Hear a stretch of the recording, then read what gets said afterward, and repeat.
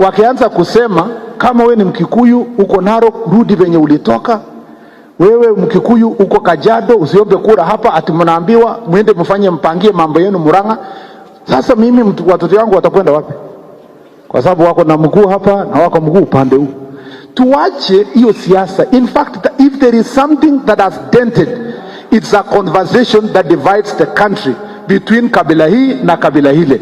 We want to leave that kind of conversation. Kwa sababu tusidanganyane, hao wa Kenya sio wa kabila. Ni sisi wanasiasa ndio tunaleta huu kabila. Wameru wamechakua Muhindi kuwa mbunge yao second term. Wakikuyu wamechakua Woria kwa Nanyuki akuwe mbunge yao, ako bunge na sisi. Wajaluo wamechakua Woria akuwe mbunge yao huko Migori. Wamechakua Muhindi kwa Eldoret town.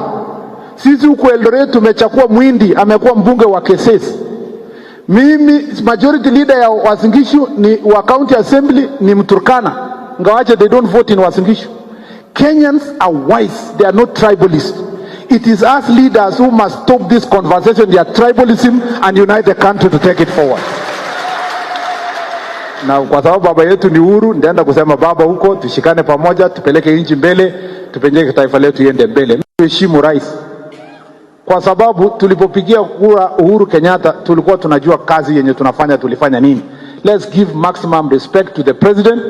Na njia moja ya kuheshimu rais ni kuheshimu pia naibu wa rais. We must respect all of them as a team.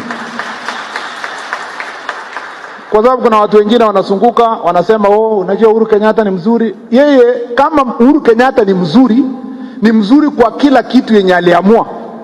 Hata kuamua kufanya kazi na William Ruto ni uzuri yake ndio hiyo. Wewe heshimu pamoja na hiyo. Usiseme ugawe hii, ugawe huyu. Na tuache siasa. James Orengo amesema vizuri, tuache siasa ya fitina, ya kugawa watu. Nyinyi watu wa NASA shikaneni pamoja, msiwache Mudavadi na muache Kalonzo, mshikane pamoja, sisi tushikane hapa. Tuendelee.